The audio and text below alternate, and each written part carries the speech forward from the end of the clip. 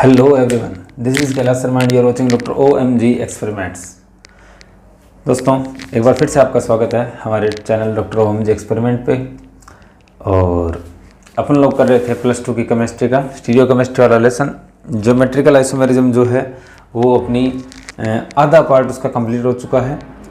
और उसके बाद इसकी कुछ प्रॉपर्टीज़ है, फिजिकल प्रॉपर्टीज़ है, केमिकल प्रॉपर्टीज़ है, हाइड्रोजन बॉन्डिंग है, वो अपने पढ़ने वाले हैं। बस वो इतना ही पोर्शन रहा है। उसके बाद जियोमेट्रिकल आइसोमेरिज्म कंप्लीट होने वाली है। आज अपने जियोमेट्रिकल आइसोमेरिज्म को कंप्लीट कर लेंगे, ठीक है। उससे पहले जो भी इस चैनल पर नया है वो चैनल को सब्सक्राइब कर लेना, और जो पुराना है और चैनल को सब्सक्राइब नहीं कर रखा है उसने भी सब्सक्राइब कर लेना है। कल अपन लोगों की क्लास नहीं हो पाई, वो लाइव क्लासेज में मैंने आपको बता दी थी कुछ प्रॉब्लम है, तो बस अपना काम इतना करना है, इसको शेयर कर देना क्लास को। कोई बात नहीं, लाइव क्लास जल्दी जल्दी अपने लगाने की कोशिश करेंगे, ठीक है। चलिए दोस्तों, स्टार्ट करते हैं। सीधी बात, नो बकवास। चलिए अब बात करते हैं कुछ प्रॉपर्टीज़ की। चाहे इसको आप भौतिक गुण नाम दे सकते हो या फिजिकल प्रॉपर्टीज़ दे सकते हो। Physical properties of geometrical isomerism of geometrical isomer. और ये आवाज़ क्यों कर रहा है इतनी? बस ऐसे ही है, क्या हिल रहा है इसमें? ना कुछ नहीं, ऐसे हिल रहा है, कोई बात नहीं, इस आवाज़ से कोई प्रॉब्लम नहीं होने वाली। तो जियोमेट्रिकल आइसोमेरिज्म की फिजिकल प्रॉपर्टीज यानी कि भौतिक गुण। कौन से गुण? भौतिक गुण पढ़ने वाले हैं। भौतिक गुण में सबसे पहला जो गुण है वो है अपना कौन सा? द्विध्रुव आघूर्ण। द्विध्रुव आघूर्ण इसे बोलते हैं क्या? Polar moment. First physical property of geometrical isomers is polar moment, and we are going to talking about polar moment of geometrical isomers और द्विध्रुव आघूर्ण, ठीक है। देखो, द्विध्रुव आघूर्ण की बात करते हैं। द्विध्रुव आघूर्ण होता क्या है? पहले तो इस बात को ध्यान दे लो थोड़ा। द्विध्रुव आघूर्ण जो है ये रियल में इलेक्ट्रोनेगेटिविटी से डिफाइन होता है। इलेक्ट्रोनेगेटिविटी से डिफाइन होता है, ठीक है। कैसे होता है इलेक्ट्रोनेगेटिविटी से डिफाइन? इसे बोलते हैं विद्युत ऋणात्मकता। क्या बोलते हैं? विद्युत ऋणात्मकता। इससे डिफाइन कैसे होता है? इससे ये से डिफाइन होता है कि जैसे मान लो HCl है। HCl अपने पास से एक कोई मॉलिक्यूल है। HCl के अंदर अपने को मालूम है कि electronegativity of chlorine has more than hydrogen, so it will try to attract electrons of covalent bond toward itself. ये अपनी ओर इन इलेक्ट्रॉन्स को पुल करने की कोशिश करेगा, अट्रैक्ट करने की कोशिश करेगा। तो कुछ जो है वो इस पर चार्ज आ जाता है, negative charge. It is shows like this, partially negative partially positive. तो यहाँ क्या हो गया? कुछ पोल बन गए। क्या बन गए? पोल बन गए। ये जो पोल बनने की जो प्रोसेस है इसे क्या बोलते हैं? ये जो पोल बन चुके हैं इसे क्या बोलते हैं? द्विध्रुव आघूर्ण बोलते हैं। द्विध्रुव आघूर्ण या फिर पोलर मोमेंट बोलते हैं। पोल का बन जाना ही क्या है? रियल में पोलर मोमेंट होता है। और जब इसकी कोई अपने स्पेसिफिक वैल्यू देने स्टार्ट कर दें तब उसे नेम बोलते हैं स्पेसिफिकली पोलर मोमेंट। अदरवाइज तो कह दिया कि यहाँ द्विध्रुव आघूर्ण बन रहा है, द्विध्रुव बन रहे हैं, पोल बन रहे हैं, और जब इस पोल की वैल्यू देने स्टार्ट कर दें अपने तो वो हो जाता है अपना द्विध्रुव आघूर्ण, ठीक है। तो इसके लिए आपको मालूम होना चाहिए क्या? इलेक्ट्रोनेगेटिविटी। आज का जो टॉपिक है उसमें से काफ़ी क्वेश्चन आते हैं। फिजिकल, केमिकल और हाइड्रोजन बॉन्डिंग वाली जो प्रॉपर्टीज है ये एक जैसी सी है, इसलिए इनको ध्यान रखना ढंग से और थोड़ा सा कंसंट्रेट स्टडी बोर्ड पे रखना। तो ये HCl में अपन लोगों ने क्या कह दिया कि इसका द्विध्रुव आघूर्ण हो गया, ठीक है।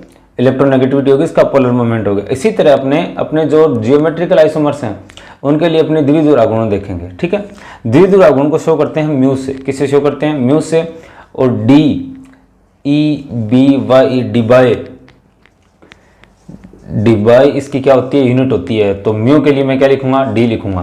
अब कई बार तो कुछ एक क्लासेज ऐसी है या कुछ एक ऐसी बुक्स हैं जिन्होंने इसमें बहुत सारी गलतियां कर रखी है। मैं आपको बता दूं कि जो SP है, साइंस पब्लिकेशन है, और जो स्टूडेंट एडवाइजर की बुक है, दोनों में ही गलतियां हैं, दोनों में ही गलतियां हैं। तो मैं आपको जो बोर्ड में बता रहा हूँ उसका ध्यान रखना, वो ही सही रहने वाला है, ठीक है।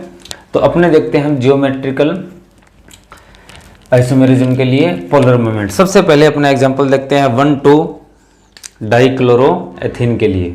1,2 डाइक्लोरोएथीन क्लोरोएथीन। इसके लिए किसकी बात कर रहा हूं मैं? पोलर मोमेंट की बात करने चल रहा हूं, द्विध्रुव आघूर्ण की बात। तो पहले इसके स्ट्रक्चर बनाओ,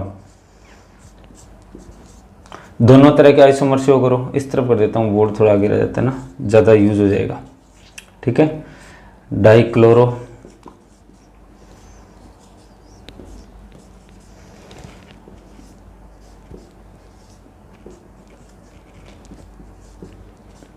ये दोनों तरह के मैंने आइसोमर बना दिए। ठीक है, ये कौन सा हो गया? सिस, और ये हो गया ट्रांस। कौन सा हो गया? सिस और ट्रांस हो गया, समपक्ष और विपक्ष हो गया। ठीक है, अब यहाँ अपने को देखना है कि जो पोलर मोमेंट है म्यू की वैल्यू है वो किसके लिए कम है और किसके लिए ज़्यादा है, इस बात को अपने डिफाइन करने वाले हैं यहाँ। तो इसके लिए आपको मालूम होना चाहिए क्या? इनकी इलेक्ट्रोनेगेटिविटी। तो अपने को मालूम है कि क्लोरीन क्लोरीन दोनों एक तरफ है, तो ये electronegativity chlorine has more then carbon, so it means it will attract the electrons of a covalent bond, अपनी ओर अट्रैक्ट करेगा, ये भी अपनी ओर अट्रैक्ट करेगा। ध्यान दो कि ये दोनों एक साइड में अट्रैक्ट हो रहे हैं, दोनों एक साइड में अट्रैक्ट हो रहे हैं। ठीक है, ये सिमेट्रिकल हो गया अपना, सिमेट्रिकल यानी कि सममित पक्ष। ठीक है, तो पोल बनना चाहिए, एक इस तरफ हो गया, एक इस तरफ हो गया, है ना। एक तरफ नेगेटिव होगा, एक तरफ पॉजिटिव होगा, या फिर एक तरफ नेगेटिव होगा, दूसरी तरफ पॉजिटिव होगा, ऐसी वैल्यू हो। इस तरह का अगर सिस्टम हो जाए तो वहाँ क्या बन गए?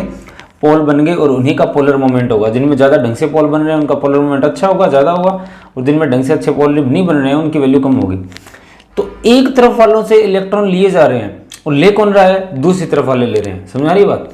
ये जो सिमेट्रिकल है अपना, इस सिमेट्रिकल के एक तरफ वाले इलेक्ट्रॉन अपनी ओर पुल कर रहे हैं, अट्रैक्ट कर रहे हैं, और दूसरी तरफ वाले क्या कर रहे हैं? दूसरी तरफ वालों से हो रहे हैं, फ्रॉम अदर साइड, दूसरी साइड वालों से क्या हो रहे हैं? इलेक्ट्रॉन्स पुल किए जा रहे हैं, अपनी ओर खींचे जा रहे हैं।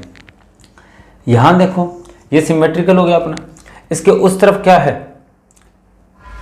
ये इलेक्ट्रॉन लेगा और इस तरफ ये इलेक्ट्रॉन लेगा, यानी कि इस सिमेट्रिकल के इस तरफ इलेक्ट्रॉन लिए जा रहे हैं और इस तरफ भी इलेक्ट्रॉन लिए जा रहे हैं। जबकि यहाँ क्या है? केवल एक तरफ इलेक्ट्रॉन लिए जा रहे हैं। एक तरफ इलेक्ट्रॉन लिए जा रहे हैं तो एक तरफ क्या आ जाएगा? पार्शियली नेगेटिव, और दूसरी तरफ क्या आ जाएगा? Partially positive. But other hand if we talk about trans, ये इस ट्रांस के लिए अपने बात करें, ट्रांस 1,2 डाइक्लोरोएथेन की बात करें, तो उस टाइम क्या होगा कि इस तरफ भी क्या आ रहा है? नेगेटिव आ रहा है, इस तरफ भी क्या आ रहा है? नेगेटिव आ रहा है। तो इट मीन्स क्लियर हो रही है कि यहाँ कोई पोल नहीं बन रहा, बिकॉज पोल क्या होता है? एक तरफ पॉजिटिव बनना और दूसरी तरफ नेगेटिव बनना। इट मीन्स यहाँ कोई पोल नहीं बन रहे और यहाँ पोल बन रहे हैं, सॉरी, यहाँ पोल बन रहे हैं और यहाँ कोई पोल नहीं बन रहे। तो we can say that value of mu, mu means है पोलर मोमेंट। पोलर मोमेंट मैंने आपको पहले बता दिया क्या होता है? द्विध्रुव आघूर्ण। क्या होता है? द्विध्रुव आघूर्ण। तो द्विध्रुव आघूर्ण की वैल्यू किसके लिए ज़्यादा होगी? ऑफ कोर्स सिस के लिए ज़्यादा होगी। सिस के लिए क्या होगी? ज़्यादा होगी। समझ आ रही कैसे हो रही है? क्योंकि इस तरफ क्या बन रहे हैं? पोल बन रहे हैं, वहाँ रियल में कोई पोल ही नहीं बन रहा है। एक तरफ पोल बन रहे हैं, एक तरफ कोई पोल ही नहीं बन रहा है। वैल्यू की बात करो तो इसके लिए पोलर मोमेंट की वैल्यू होती है 1.85 डी फॉर डी वाई, और इसके लिए 0। इसके लिए क्या है? 0 है। समझ आ गई बात? ट्रांस के लिए 0 वैल्यू मिलेगी आपको पोलर मोमेंट की, 0 डी वाई, और सिस के लिए कितनी मिलेगी? 1.85। चलो सेकंड एग्जांपल की बात करते हैं। ठीक है, इजी है, इतना टिपिकल नहीं है, बस एक जैसा सा मटेरियल है, इसीलिए थोड़ा सा क्या हो जाते हैं? पजल हो जाते हैं। थोड़ी सी स्टडी करेंगे तो क्लियर हो जाएगा। अब बात करते हैं दूसरे एग्जांपल की। अपना दूसरा एग्जांपल है 2 ब्यूटीन। ब्यूटीन, 2 ब्यूटीन मतलब स्ट्रक्चर बनाओ फटाफट।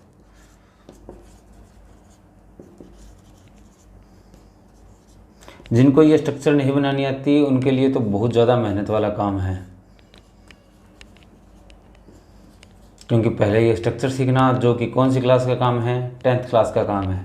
अब आपको वहाँ से यहाँ आना बहुत बड़ी प्रॉब्लम है। अब CH3 की बात करते हैं। CH3 किस तरह का इफेक्ट देता है? प्लस आई और माइनस आई, प्लस आई और माइनस आई, कौन सा देता है आप बताओ? प्लस आई या माइनस आई? सोच लिया होगा। चलिए अब मैं बताता हूँ।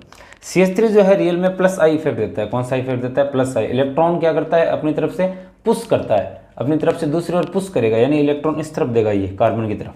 ठीक है, और यहाँ भी इलेक्ट्रॉन क्या देगा? ये कार्बन की तरफ देगा। आ रही बात समझ में? यानी कि ये कौन सा इफेक्ट डाल रहे हैं? प्लस आई। यहाँ भी प्लस आई इफेक्ट डाल रहे हैं, तो यहाँ से क्या होंगे? इस तरफ पुल करेंगे इलेक्ट्रॉन्स को, यानी प्लस आई, और ये इस तरफ पुल करेगा। तो अब तक आप समझ में आ गई होगी बात। अगर इन दोनों कंडीशन को देखो तो समझ में आ गई होगी बात कि यहाँ क्या हो रहा है, ये अपना सिमेट्रिकली बात करो, यहाँ रियल में सिमेट्रिकल है नहीं है, रियल में सिमेट्रिकल नहीं है, केवल आपको समझाने के लिए बोल रहा हूँ। सिमेट्रिकल जो आएंगे आगे मैं बताऊंगा क्या होता है, ठीक है। सिमेट्रिकल तो बीच वाली लाइन मान लो एक बार, लेकिन सिमेट्रिक वही होता है जिसके दोनों तरफ इक्वल हो। यहाँ दोनों तरफ इक्वल नहीं है, इसके लिए तो कहा जा सकता है, लेकिन यहाँ तो दोनों तरफ इक्वल नहीं है, तो ये सिमेट्रिकल नहीं है। दोनों के लिए अपने बात नहीं करेंगे, बस एक बार लाइन बना के आपको बता रहा हूँ कि पोल एक तरफ बनते हैं एक तरफ नहीं बनते, इसलिए बीच में लाइन लगा रहा हूँ मैं एक बार, ठीक है। तो बीच की लाइन है अपना सिमेट्रिकल मान लेते हैं एक बार। तो इसके एक तरफ से क्या हो रहे हैं, इलेक्ट्रॉन्स पुल हो रहे हैं, पुश हो रहे हैं ना। यहाँ सारे के सारे क्या कर रहे हैं, पुश कर रहे हैं। इट मीन्स इस पर कौन सा इफेक्ट आ रहा है, प्लस, और इस तरफ कौन सा इफेक्ट आ रहा है, माइनस। इन पे कौन सा इफेक्ट आ रहा है, माइनस आ रहा है, इस पे कौन सा इफेक्ट आ रहा है, प्लस आ रहा है। क्या बन गए, पोल बन गए, बस। यहाँ क्या है, इस तरफ भी क्या आ रहा है, इस तरफ से भी क्या आ रहा है, प्लस, और इस तरफ से भी क्या आ रहा है, प्लस आ रहा है। अब बताओ पोल कहाँ बने, दोनों तरफ पॉजिटिव चार्ज ही तो आ रहा है, दोनों तरफ कौन सा चार्ज आ रहा है, पॉजिटिव चार्ज आ रहा है, ठीक है। तो पोल कहाँ बने, पूरे कंपाउंड के अंदर पोल तो बना ही नहीं है, पूरे कंपाउंड के अंदर पोल नहीं बना है, तो इसके लिए पोलर मोमेंट की वैल्यू क्या होगी, जीरो होगी। पोलर मोमेंट की वैल्यू क्या होगी, जीरो होगी, और इसके लिए पोलर मोमेंट की वैल्यू कुछ ना कुछ होगी, उसके कंपैरिजन में कुछ ना कुछ होगी। अब वो बात करें तो पहले तो आप सीधा बोल सकते हो इसकी वैल्यू क्या होती है, ज़्यादा होगी। इसके लिए पोलर मोमेंट की वैल्यू क्या होगी, ज़्यादा होगी। होती कितनी है, तो वो फिक्स वैल्यू अपने पास है 0.40 डिवाई 0.40 डिवाई, इसके लिए क्या होगी, वैल्यू होगी। आगे बात समझ में आपको। ये अगर आपको ढंग से लर्न नहीं है तो भी चलता है, ठीक है। ये मालूम होना चाहिए किसका कम है किसका ज़्यादा है। और थोड़ा सा आगे अगर अपने याद करेंगे तो ये वैल्यू लर्न भी हो सकती है कि polar moment of two butene is cis two butene, ये होगी सिस, ये होगी ट्रांस। तो polar moment of cis two butene is 0.40 debye and polar moment of trans two butene is 0 debye, ठीक है। समझ आ गई बात। तो यहाँ से अपने को क्या मालूम चल रहा है, अभी तक अपने को मालूम चला कि सिस के लिए जो वैल्यू होती है वो पोलर मोमेंट की वो ट्रांस से क्या होती है, ज़्यादा होती है। मालूम चल रहा है ऐसा, ठीक है। अब चलिए नेक्स्ट एग्जाम्पल पे चलते हैं। अब नेक्स्ट एग्जाम्पल अपने लेके आते हैं क्या, 1-क्लोरोप्रोपीन।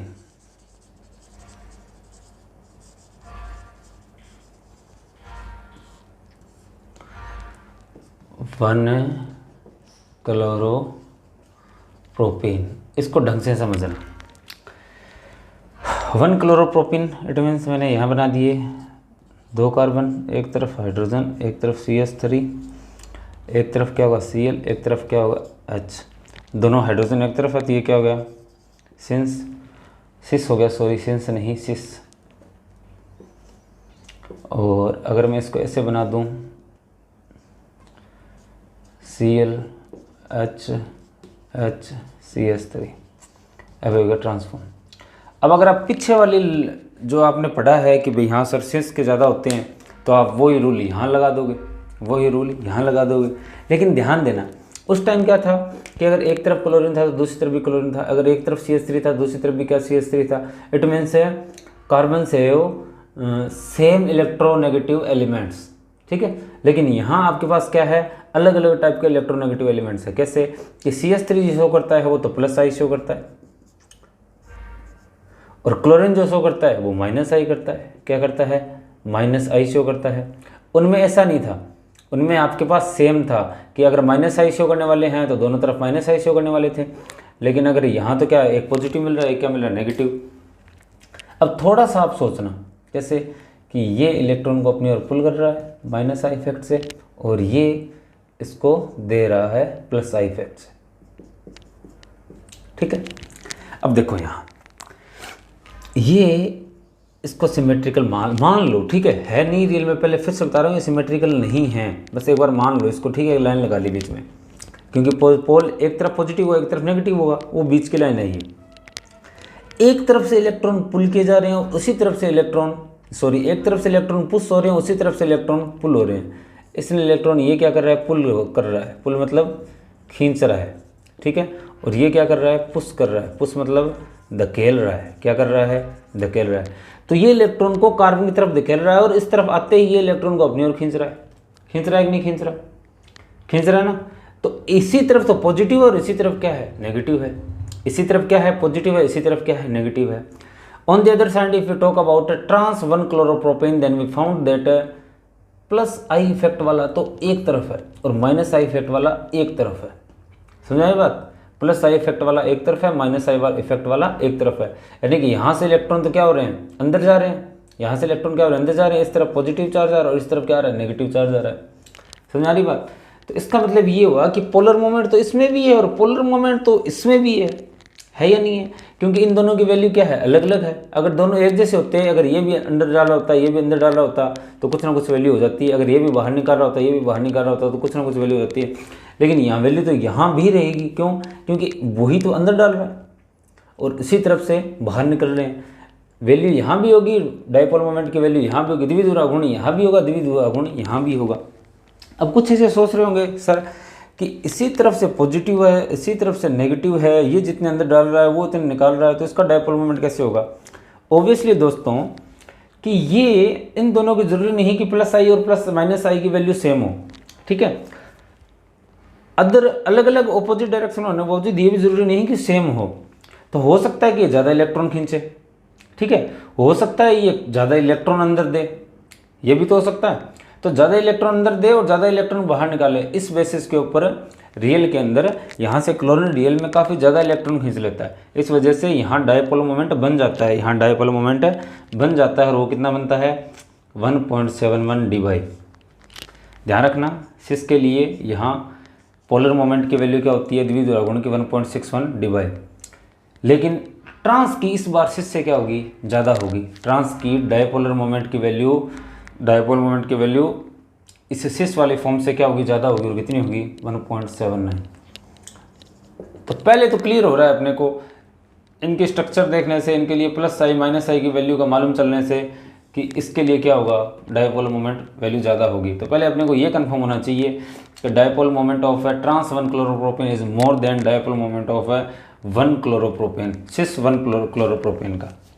ठीक है, समझ में आ गई बात? तो इस बात का ध्यान रखना है। उसके बाद बात करते हैं इनकी वैल्यू की, और वैल्यू मैं आपको बता चुका हूँ। तो ये बस थोड़ा सा एक समझने वाला है कि अगर दोनों तरफ सेम अगर एलिमेंट हो तब तो कोई दिक्कत नहीं है, अगर अलग अलग एलिमेंट होते हैं तो कहानी थोड़ी पलट जाती है। तो इस बात का ध्यान रखना। ठीक है, ये अपना डायपोल मोमेंट कंप्लीट हो चुका है। डायपोल मोमेंट क्या हो चुका है, कंप्लीट हो चुका है। डायपोल मोमेंट के बाद अपने बात करते हैं मेल्टिंग पॉइंट की। किसकी? मेल्टिंग पॉइंट की। अब इसमें अपने स्कूल के बच्चों को ध्यान ये रखना है कि जो नोट्स हैं उन नोट्स में ये लास्ट वाला एग्जाम्पल गलत था। नोट्स के अंदर लास्ट वाला एग्जाम्पल गलत था, आप उसको सही कर लेना अपने नोट्स के अंदर। ध्यान देने वाली बात है, स्टार लगा के बता रहा हूँ कि नोट्स के अंदर ये गलत था, उसको सही कर लेना। ठीक है, इसके अलावा अगर कोई स्टूडेंट ऐसा है जिसको नोट्स चाहिए तो वो कमेंट बॉक्स में मेंशन कर सकता है और अपने उसको PDF सेंड कर सकते हैं। अपने स्कूल वालों को तो दिए हैं, स्कूल से अदर जो स्टूडेंट हैं। ठीक है, चलिए दोस्तों नेक्स्ट अपने बात करते हैं बॉइलिंग पॉइंट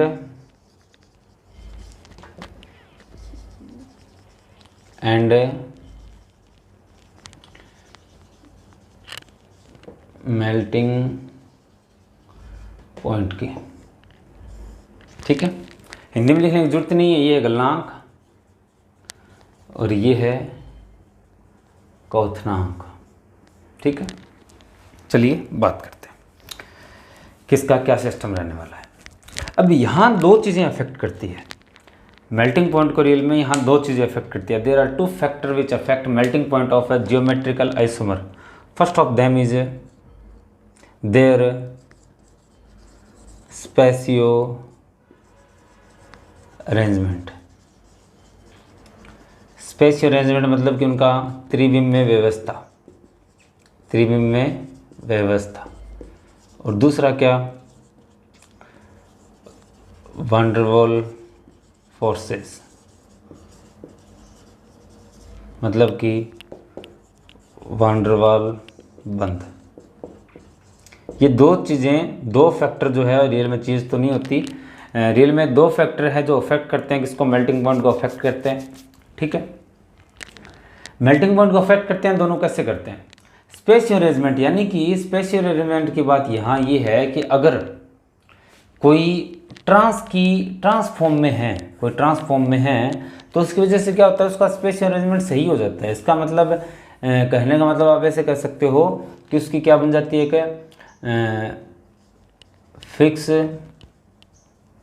लैटिस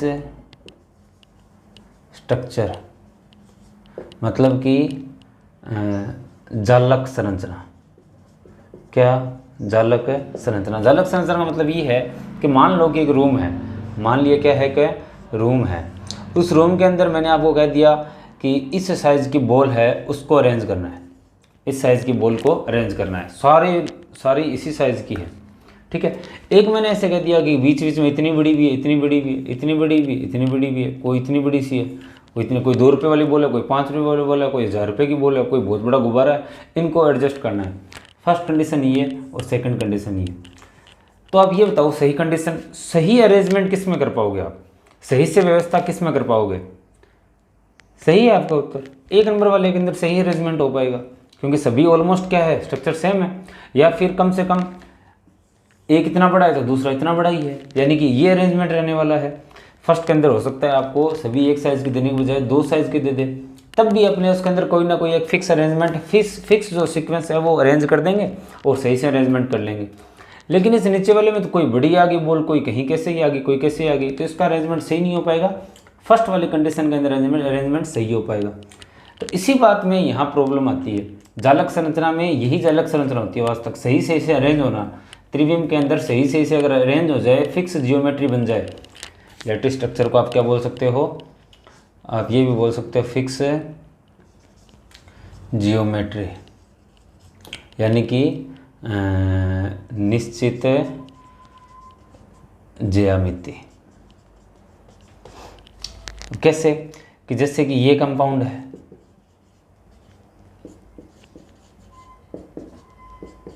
ठीक है, एक तो क्या हो गया, ट्रांस हो गया, और दूसरा क्या है, एक तरफ मान लिया कि सिस है। तो इन दोनों में ध्यान देने की जरूरत क्या है, इन दोनों में ध्यान देने की सीधी सी जरूरत यही है,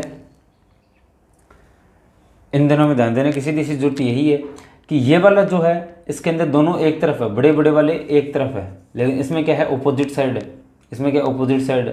अपोजिट साइड होने की वजह से आप देखने से मालूम चल रहा है कि इसका अरेंजमेंट सही रहेगा और इसका अरेंजमेंट गड़बड़ होगा, देखने से मालूम चल रहा है। उतना भी गड़बड़ नहीं होता लेकिन कुछ गड़बड़ होता है, तो इसका ज़्यादा सही है, इसका थोड़ा कम सही है, तो इसकी वजह से इसके मेल्टिंग पॉइंट क्या हो जाते हैं, ज़्यादा, और इसका मेल्टिंग पॉइंट क्या हो जाता है, कम।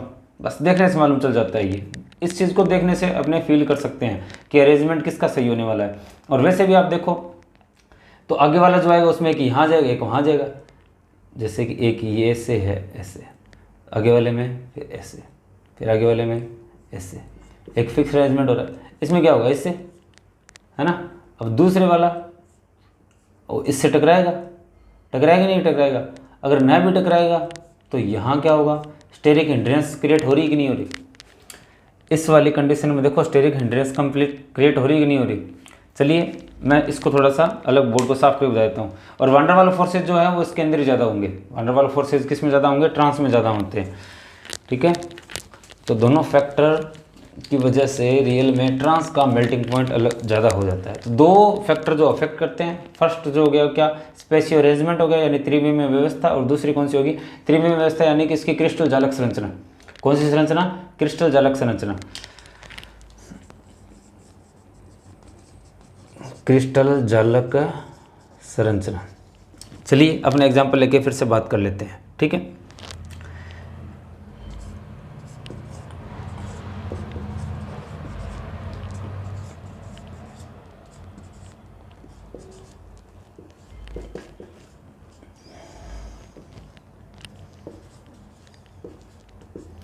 चलिए ये एग्जाम्पल अपने कर चुके हैं, इसका कोई आईपीएसी नाम बताएगा, सोचो सोचो सोचो। मैं बताता हूँ, ब्यूटीन डाइओइक एसिड। और भी क्या इनका कोई नाम है क्या, हाँ एक नाम और है, क्या नाम है, वो नाम है, सोचो, मेरे को तो बताना ही है, मैलिक एसिड, और इसका नेम है फ्यूमेरिक एसिड। एक है मैलिक एसिड, सेकंड है फ्यूमेरिक एसिड। अब देखो यहाँ ये कार्बन है, यहाँ ऐसे मान लो यहाँ ये कार्बन, यहाँ ये कार्बन और ये वाला और ये वाले, ये दोनों। सेकंड के अंदर ऐसे आएगा, ऐसे आएगा, ऐसे आएगा, ठीक है। थर्ड के अंदर ऐसे आएगा, ऐसे आएगा, ऐसे आएगा। इसके बजाय इसमें कैसे होगा, ये क्रिस्टल स्ट्रक्चर बन रही है, उसमें कैसे आएगा, इसमें ऐसे आएगा। इन दोनों में बताओ क्या यहाँ स्टेरिक हिंड्रेंस क्रिएट हो रही कि नहीं हो रही? इसको यहाँ आने में प्रॉब्लम होगी कि नहीं आएगी? अगर इसको यहाँ आने में प्रॉब्लम होगी तो क्या क्रिस्टल जालक संरचना सही से बन पाएगी? क्या नहीं बन पाएगी? नहीं बन पाने के कारण इसका मेल्टिंग पॉइंट क्या हो जाता है, ज़्यादा। फ्यूमेरिक एसिड का क्या हो जाता है, ज़्यादा। किसके कंपेयर में? मैलिक एसिड के कंपेयर में, ठीक है। याद रखना कि फ्यूमेरिक एसिड का जो मेल्टिंग पॉइंट होता है वो मैलिक एसिड के कंपेयर में क्या होता है, ज़्यादा हो जाता है। और कितना ज़्यादा हो जाता है? ये होता है फ्यूमेरिक एसिड का होता है 280 डिग्री सेल्सियस, यानी 287 डिग्री सेल्सियस। और मैलिक का होता है 130 डिग्री। कितना होता है? 130 डिग्री सेल्सियस, यानी कि 130 डिग्री सेल्सियस। ये वैल्यू भी आप लोग लिख लेना कि मैलिक एसिड के लिए वैल्यू जो होती है किसकी, मेल्टिंग पॉइंट की, वो कितनी होती है, MP की वैल्यू, मेल्टिंग पॉइंट की वैल्यू कितनी होती है? फ्यूमेरिक एसिड के लिए होती है 280 डिग्री सेल्सियस और मैलिक एसिड के लिए होती है 130 डिग्री सेल्सियस। चलिए जी बात करते हैं सेकंड एग्जाम्पल को लेके। सेकंड एग्जाम्पल को लेके जब बात करते हैं अपने, तो अपने बात करते हैं किसकी, मैं नाम एग्जाम्पल लिखता हूँ सीधा। आप लोगों का काम क्या है, आप लोगों को मेरे को बताना है कि ये अपन लोग ऐसा पहले भी लिख चुके हैं, तो ये किसका एग्जाम्पल है या फिर सॉरी इसका नेम क्या है, आपको ये बताना है। सोच लेना है दिमाग के अंदर। कुछ याद आ रहा है?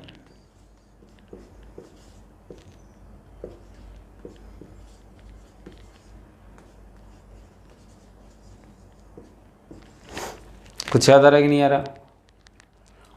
हाँ जी आ रहा है। इसका क्या नाम है? इसका नाम सीधे सा है, ये पहले बताता हूँ। ये स्ट्रक्चर कौन सी है, सिस, और ये कौन सा स्ट्रक्चर है, ट्रांस। सिनेमिक एसिड नहीं है क्या ये? क्या इस तरह का एसिड अपन लोगों ने पहले लिखा नहीं? मैंने नाम भी लिखा था। इसका क्या नाम है? इसको बोलते हैं एलोसिनेमिक एसिड या फिर आइसोसिनेमिक एसिड।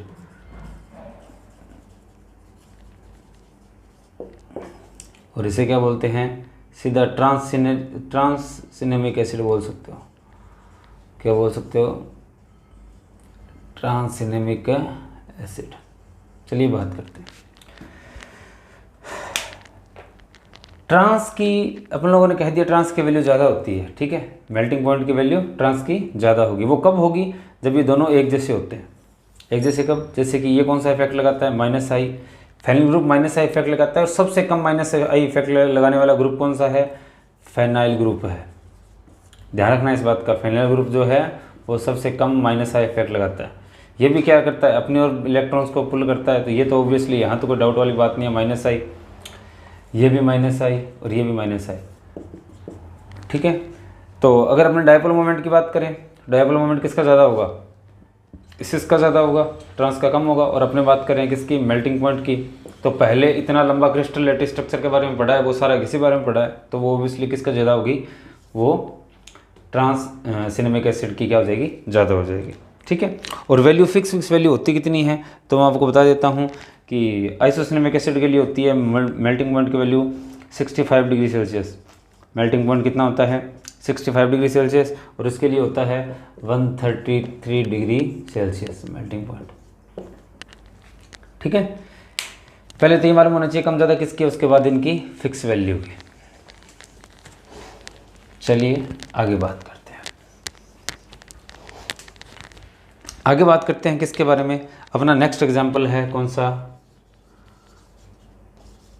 Crotonic acid. कौन सा एसिड? Crotonic acid and आइसोक्रोटोनिक।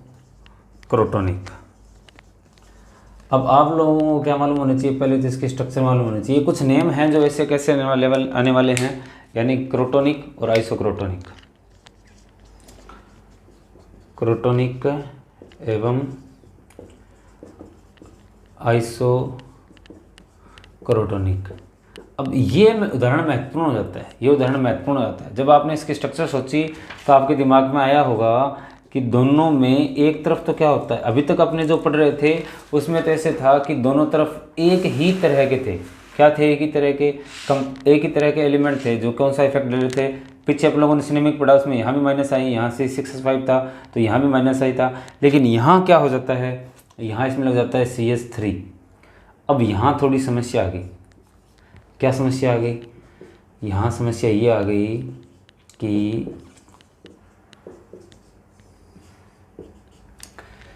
बता रहा हूँ मैं क्या समस्या आ गई, मार्कर चेंज कर लेते हैं। ये तो प्लस आई इफेक्ट डालता है और ये माइनस आई इफेक्ट डालता है, ये प्लस आई और ये माइनस आई। अभी तक अपन लोगों ने जितने भी पढ़े थे ना, उन सभी में सेम इफेक्ट वाले थे, लेकिन जैसे ही पोलर मोमेंट के लिए भी अगर अलग अलग हुआ, सारा खत्म हो गया सिस्टम और ये चेंज हो गया, और यहाँ भी क्या हो जाएगा, चेंज हो जाएगा। कैसे? देखो, प्लस आई इफेक्ट मतलब कि ये इलेक्ट्रॉन को इस ओर पुल कर रहा है ना, और ये इलेक्ट्रॉन को अपनी ओर अट्रैक्ट कर रहा है। ये इलेक्ट्रॉन क्या कर रहा है, अंदर की ओर पुश कर रहा है, और ये इलेक्ट्रॉन को अपनी ओर पुल कर रहा है। तो एक बात तो श्योर होगी क्या, कि पोलर मोमेंट की वैल्यू जो होगी वो इसके लिए आइसोक्रोटोनिक के लिए ज़्यादा मिलने वाली है, आइसोक्रोटोनिक के लिए ज़्यादा मिलने वाली है और इसके लिए कम मिलने वाली है। बात करते हैं मेल्टिंग पॉइंट की। किसकी बात करते हैं? मेल्टिंग पॉइंट की। तो मेल्टिंग पॉइंट में ये कंडीशन आते ही अभी सारा सिस्टम पलट जाना है, सारा सिस्टम पलट जाना है। अभी तक अपने किसकी ज़्यादा वैल्यू कह रहे थे कि ट्रांस की मेल्टिंग पॉइंट ज़्यादा होता है और सिस का क्या होता है, कम होता है, लेकिन ये वैल्यू अभी किसके लिए ज़्यादा हो जाएगी, ये वैल्यू ज़्यादा हो जाएगी किसके लिए, सिंस के लिए। मेल्टिंग पॉइंट जो है वो किसका ज़्यादा हो जाएगा, सिंस का ज़्यादा हो जाएगा। ये याद रखने वाली बात है। जब तक ये दोनों सेम हों तब तक अपना व्यवस्था सही से चलती है, और जैसे ये ऑपोजिट हो जाते हैं, उल्टे हो जाते हैं, तो याद रखना है आप लोग जिस सिस्टम पे चल रहे थे उस सिस्टम को भी बदल देना है। और इसका मेल्टिंग पॉइंट क्या हो जाता है, इसका मेल्टिंग पॉइंट हो जाता है 150 डिग्री सेल्सियस, और ट्रांस का मेल्टिंग पॉइंट हो जाता है 72 डिग्री सेल्सियस। समझ आएगी क्या बात? क्रोटोनिक और आइसोक्रोटोनिक एसिड के लिए मेल्टिंग पॉइंट और बॉइलिंग पॉइंट समझ आ गया क्या? किसी को कोई प्रॉब्लम हो तो आप कमेंट बॉक्स में मेंशन कर सकते हो। अब यहाँ क्या है, समझने वाली चीज़ें स्टार्ट हो चुकी है। अभी तक कुछ खास समझने वाला नहीं था, समझने वाली चीज़ें स्टार्ट हो चुकी है, तो इनको प्रैक्टिस करते रहना। आज के लिए इतना ही करवाने वाले हैं, ज़्यादा नहीं करवाने वाले, क्योंकि फिर ज़्यादा हो जाएगा तो फिर लर्निंग में प्रॉब्लम आएगी। साथ में आप पीछे वाला रिवाइज करते जाओ और आगे चलते जाओ। आपकी जो पीछे अपने जो नोट्स हो चुके हैं, जो कंप्लीट हो चुके हैं चैप्टर, उनको भी आप क्या करते जाओ, साथ साथ रिवाइज करते जाओ। ठीक है, तो आज के लिए इतना ही, बाकी अपने करेंगे कल। इसमें कोई प्रॉब्लम हो तो कमेंट बॉक्स में मेंशन कर देना।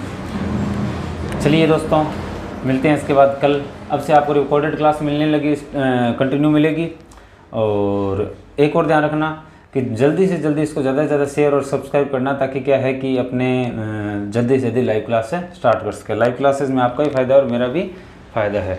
चलिए दोस्तों, इसके बाद मिलते हैं अपनी नेक्स्ट क्लास में। तब तक के लिए जय श्री राम, धन्यवाद।